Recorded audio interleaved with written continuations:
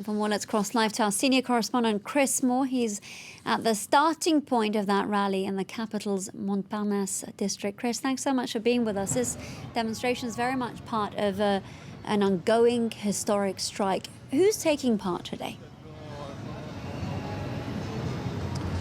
That's right, Sam. This is the sixth major demo in the last 6 weeks in what has become the longest strike movement in France since the 1960s. It's been led primarily by transport workers around the nation, but most of all here on the Paris RATP public transport network. They're out in force again today, joined by lawyers and education sector professionals. Why are they angry? Well, as you said, when President Macron came to power, he promised to shake up the pension system. Like many leaders of developed economies, he faces an aging population, and he claims a pension system which is no longer paying for itself. What's more, says the government, this is about fairness. Here in France at the moment, there are 42 separate pension systems, depending on profession, depending on sector.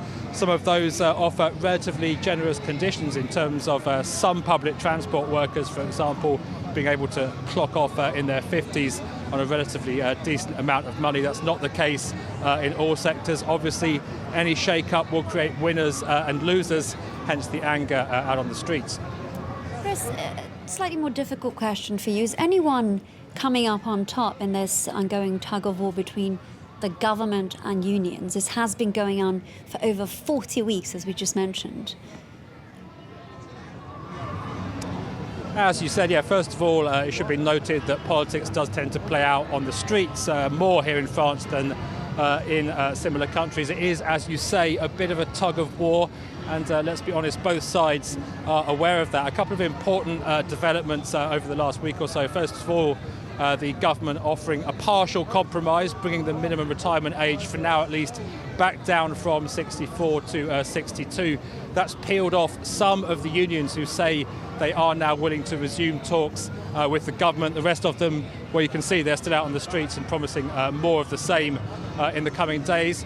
The other facts to take into account, this idea of a war attrition. Can the government eventually grind down the protesters? In terms of those public transport companies that I was talking about just now, they've suffered huge losses, but it is also starting to hit the strikers in the pocket. Another thing which should be noted finally is that despite all of that disruption, the majority of the French public still support these walkouts. Chris Moore there reporting for us on that protest from the heart of Paris.